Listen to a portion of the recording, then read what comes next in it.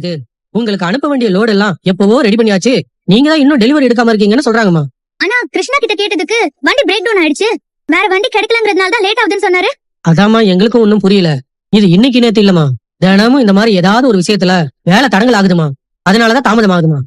இது இப்படியே போச்சுன்னா சொன்ன நேரத்துக்குள்ள வேலையை முடிக்கிறது ரொம்ப ரொம்ப சிரமம் ஆயிடுமா. நீங்க கொஞ்சம் பாத்துக்கங்கம்மா. சரி மேஸ்திரி, இனி இந்த மாதிரி எந்த டிலேவும் ஆகாம நான் பாத்துக்கிறேன். நான் சொன்னதா சொல்லி சீக்கிரமா அவங்கள லோடு மட்டும் டெலிவரி பண்ண சொல்லுங்களேன் ப்ளீஸ். சரிங்க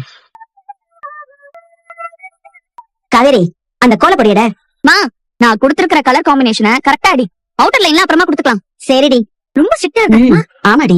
என்னக்கா உங்க வேலையெல்லாம் இப்பவே ஆரம்பிச்சாச்சு போல. ஆமா, வழக்கமா ராத்திரியில தான் கோலம் போடுவோம். கங்கா தான் இப்ப சும்மா தானே இருக்கோம், இப்பவே கோலம் போட்டுலான்னு சொன்னா, அதான் போட்டுட்டு இருக்கோம்.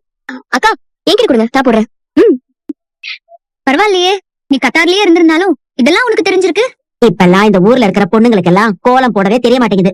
ஆனா வெளிநாட்டுல வளர்ந்த புள்ள, உனக்கு எப்படி இதெல்லாம் தெரிஞ்சிருக்கு? வெளிநாட்டுல இருந்தாலும் பூர்வீகப்படி நாங்க தேனிதானக்கா. பூர்வீகம் தேனியா இருந்தாலும் சிந்து வளர்ந்ததெல்லாம் வெளிநாட்டுல தானே, அதான் கேட்டேன். நம்ம பழக்க வழக்கம் என்னன்னு என் பொண்ணுக்கு நான் சொல்லி கொடுத்துருக்கேன்க்கா. அப்படித்தான் இதெல்லாம் கத்துக்கிட்டா. சரி சரி. காலையில இங்கதான் பொங்க வைக்க போறீங்களாக்கா? ஆமாடி, காலையில 4:30 எந்திரிச்சு பொங்கல் வைக்கிற வேலையை ஆரம்பிக்கணும். முக்கியமா பொங்கல் பொங்கி வரும்போது கொலவை போடணும். கொலவை போட தெரியுமா உனக்கு? ஏன் தெரியாது, இப்ப பாருங்க. அது போட்டுக்கலாம். என்ன சொல்றா? என்னாச்சு என்னாச்சுன்னு சொல்லு. போன் பண்றாருமா. சரி சீக்கிரம் எடுத்து பேசு.